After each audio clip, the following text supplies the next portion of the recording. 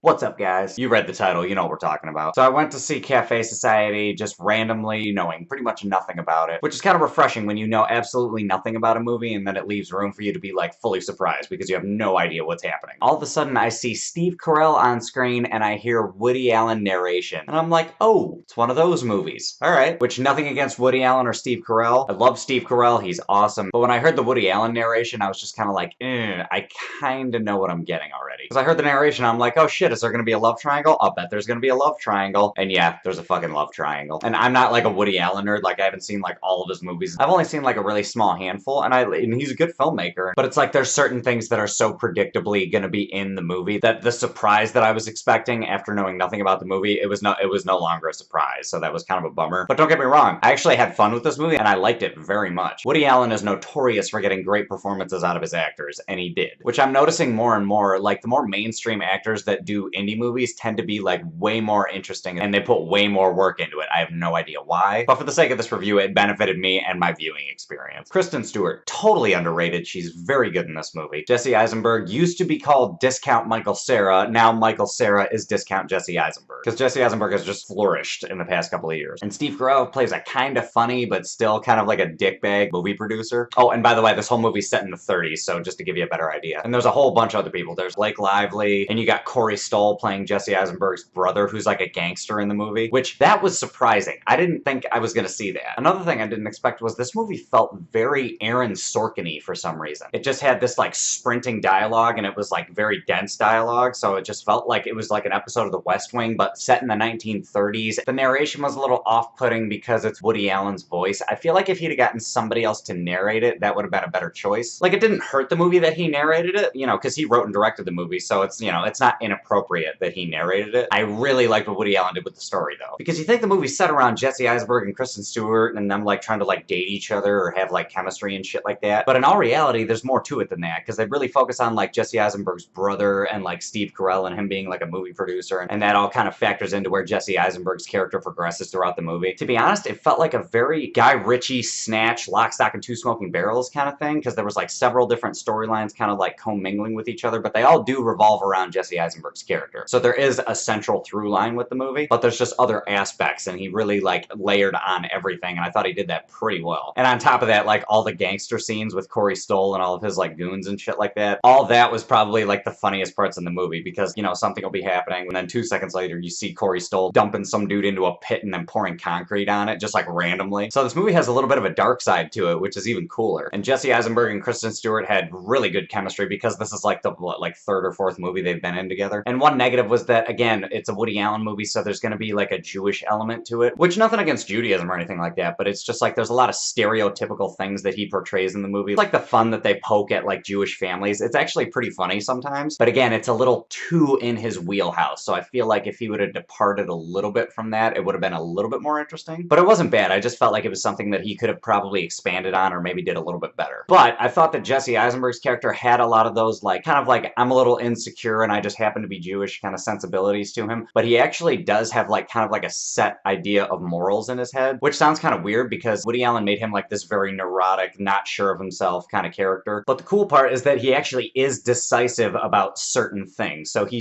doesn't know which direction he wants to go in, but whatever direction he does choose, he does have a certain, like, ideal of where he wants to go in his life. So essentially he feels like more of like a coming of age kind of character, and the story is a little bit like that, but it's integrated with a lot of other things, which I thought was nice. And the story overall is interesting because the story shows a lot of, like, bourgeois movie industry things, like Hollywood parties and, like, clubs where, like, the Hollywood elite hang out, and I thought it was really interesting because you don't really see that on film a lot. So he tackled a subject that was interesting. So all in all, it was a pretty fun movie. Like, I was a little bit surprised after the first 5 minutes. I kind of was just like, oh great, it's a Woody Allen movie. The movie's gonna go like this, this, this, and this. And it did that, but there was so much more layers to it that it wasn't uninteresting, and I found myself really happy after I came out of the movie. Dialogue, story, acting, and chemistry was all on point, but at the same time, there are a few formalities that are very, very familiar to Woody Allen films, so that brought it down just a little bit. So for rating, I'm feeling like a 7.6 is a good number. Overall, it's a fun movie. I enjoyed myself. It was worth the money. Jesse Eisenberg straight up killed it in this movie. And I've been preaching for a while. Kristen Stewart is not a bad actress. She just got stuck in those shitty Twilight movies. She was great in this movie. I did a review for Equals recently that I thought she was good in, and she was also very good as Joan Jett in the Runaways movie. So for Woody Allen fans, you'll probably like the movie. But even for non-Woody Allen fans and you have no idea and you've never seen a Woody Allen movie before, this is probably a good movie for you to watch. It's a very widely accessible movie, and I'm pretty sure you'll have a good time. Alright guys, that's my 2 cents for the day. Hope it was worth it. If you saw this movie already, awesome. Drop me a comment, let me know what you thought about it. Other than that, just like, subscribe, do all that shit. And I'll catch you guys later.